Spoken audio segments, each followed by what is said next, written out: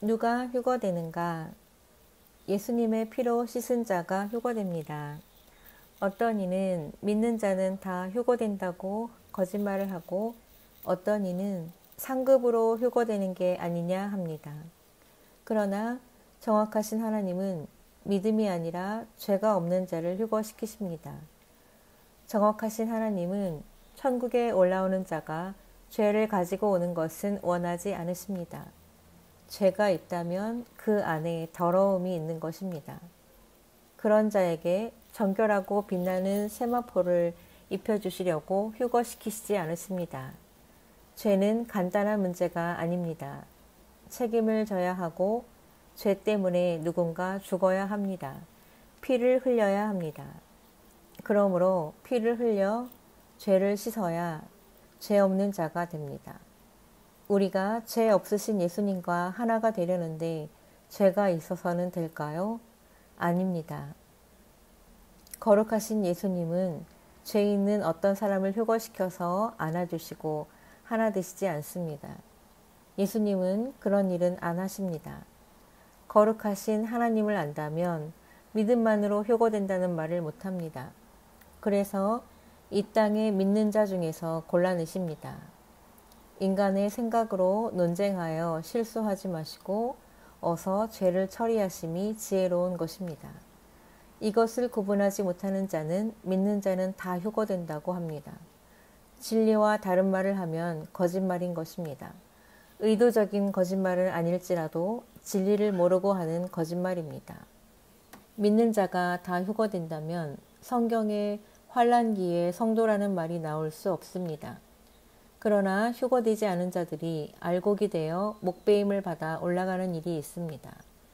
만일 그런 말을 계속한다면 휴거 안 된 교회 다니는 이들은 자신이 구원받은 적이 없는 줄로 알고 그들의 믿음이 꺾이는 일이 될 수도 있습니다. 예수님의 피로 씻어야 휴거됩니다.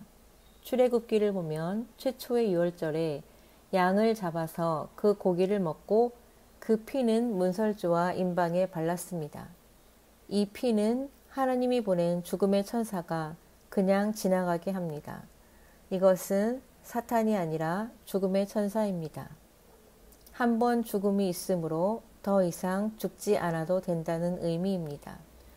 예수님이 우리를 위하여 죽으셨으니 우리는 안 죽어도 된다는 것입니다. 사탄이 아니라 하나님이 보낸 하나님의 뜻으로 사람을 죽이라 하는 죽음의 천사도 양의 피를 바른 자들을 죽일 수 없었고 하나님의 법에 한 번 죽은 자는 안 죽이시는 것입니다. 우리의 죄값으로 예수님이 죽으셨으니 우리는 이제 죽을 죄가 없는 것입니다. 한 번만 값을 치르면 됩니다. 그러므로 우리는 예수님의 고난당하시며 그 몸으로 치르신 희생에 감사하며 예수님의 피를 뿌리는 것입니다. 예수님의 피가 주문이냐라고 물어보는 것은 이 십자가를 깊이 묵상하지 않고 말로만 예수님을 믿는 것이라 생각합니다. 예수님의 피를 뿌린다는 것은 절대 주문이 아닙니다. 사역을 해보면 악한 영들과 사단은 예수님의 피를 가장 무서워합니다. 자, 사탄이 담대히 예수님의 피에 맞서서 싸울까요? 절대 아닙니다. 요즘 잘못된 신학에서는 사탄을 지나치게 강하게 말하는데 그것이 죄임을 알아야 합니다. 예수님의 피를 뿌리는 것은 악한 영과 사탄을 그 자리에서 쫓아내는 심판을 행하게 합니다.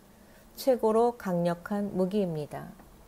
요한계시록 12장 11절 또 여러 형제가 어린 양의 피와 자기의 증거하는 말을 인하여 저를 이기었으니 그들은 죽기까지 자기 생명을 아끼지 아니하였도다.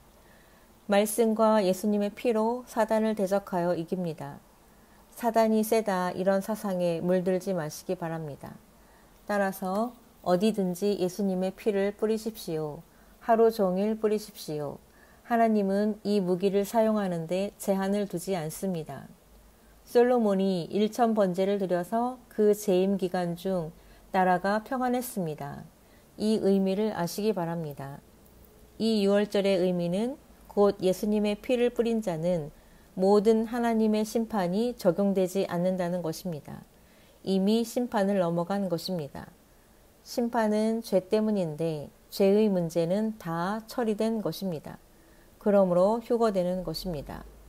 즉 예수님의 피를 뿌려서 회개하는 자가 휴거되는 것입니다. 그리고 이들을 성경에서는 예수님의 피로 씻은 자라 하는 것입니다. 아멘.